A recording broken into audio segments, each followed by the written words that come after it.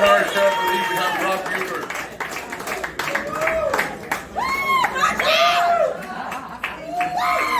Hey guys, I thought maybe since we've been talking about this club so much, you'd want to see it. Drew, do you mind full screen and playing the video? Hopefully it shows. Marcello was so nice to set this up for me. I got a film degree in 1983, and this is the second film I've made in the past 2 weeks. So,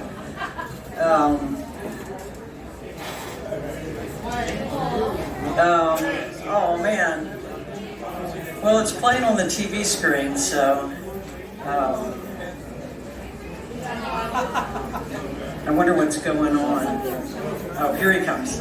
So I moved to Austin in 1979, moved into Jester Dorm, and I was walking around 5th floor Jester West, and I saw Mike Carroll every day. We lived on the same damn dorm floor, and oh, fantastic. And I saw these kids on my dorm floor just sitting in their rooms the first night of freedom, watching their television, and I'd never had freedom before, so I was like going to go out and drink, because I've been drinking in high school for 2 years. I felt like I was a good partier. So I asked these people where, so this is our club. It was fantastic. I wish I had the other incarnations of it with the boxes and stuff on it, but the building's still there. I love this. It looks like there's a horse-drawn buggy that was there just the day before. It's so old and gritty and awesome. And Austin was so fucking amazing back then. And I wanted, my first night I went to Raoul's. I think people were teasing me like to go to this club. And I loved it, just like Carolyn said. That was me. I was completely feral. I was completely wild. I never sat down. I just speed and alcohol and boys and everything just for 4 years. That's Steve Vanderveer. Who knew they had business cards? Drew's the big boys. They might still live there. That's a baby John Slate patrol route. Used to party. That's Davy Jones when I knew, with short hair. Ideals, Davy Jones. Just bitter, mean, you know.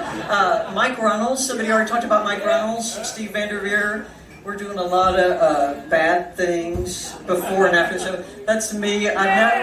I never wore a dress. I don't know what the heck. I look like I'm older than I am now there. Like, this is Clubfoot. That was this Austin skyline, 1981, 82. I mean, this was, you just drove up. This is the inserts. I haven't heard anybody mention it. I love the inserts. Steve Vanderveer, Vic Reams, Billy Pringle, inserts. I fucking loved them. After my favorite first band was the Skunks, and then the Inserts, and then Big Boys Dicks, blah, blah, blah. So Raoul's closed and reopened several times. So that's my favorite poster there ever was. I think Steve Marsha, I love that. Just want that on my tombstone. It's just, this says, I'm gonna kill you, Dick's Big Boys. It's just, I have hundreds of these. I took them all down from poles on the drag. This is a letter, is Chris Gates around? This is a frickin', like I sent $1 in an envelope, and this is what I got. And I don't know if Chris or Tim Kerr drew it, but that's September 82 from Moment Productions. I live 2 blocks from there right now, 45 years ago. I've moved 5,000 places in between, but I'm full circle, come back home. But like Carolyn said, this scene changed my life. It made me who I am. It made me fearless and just do anything. So I've got hundreds of these posters, but I made this video this morning, so I just grabbed the ones that were on top. Unfortunately, this says keep abreast of the latest bizarre experiences for your family. I never saw any kids there, thank God, but we were kids, right? I mean, the drinking age was 18, thank God. I love this because it's a December 79 calendar, and there's like 5 bands, and they play like 4 times in a week, like the Next, the Terminal Mind, and I can't read it from here, but Ideals, it's just like we got to see Mark Garfinkel. Somebody mentioned the porn store. One of my boyfriends, sorry, that's the only picture I have of him. He was the horn player for Sharon Tate's Baby, and I think the Delinquents. Mark Garfinkel. That's me and Karen Friedman at the Ritz. I never took a picture. I wasn't like super drunk off my ass. Like Chris said, I've been sober 30 years. If you knew me then, I apologize for what I did. A lot going on back here. This was my late crew here.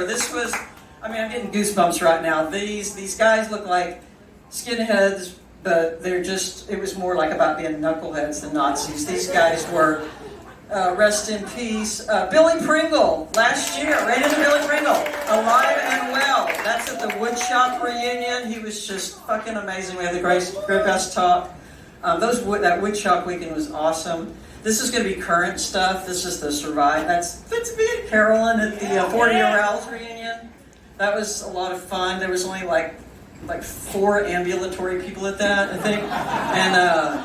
And there's a lot of dead people. I'm lucky I'm alive. That's Ken Box, one of my dearest friends. I talked to him today. He's moved to Louisiana. I invited him to this. And I think there's one more picture.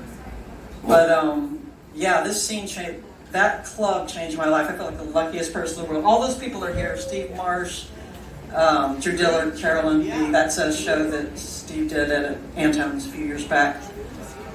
And we're alive. In memory of Tommy Pipes, and if this guy was here, he'd want to tell a story, and it would not make any freaking sense. You'd have to drag him off the stage. It'd be a very soulful story. Thank you very much.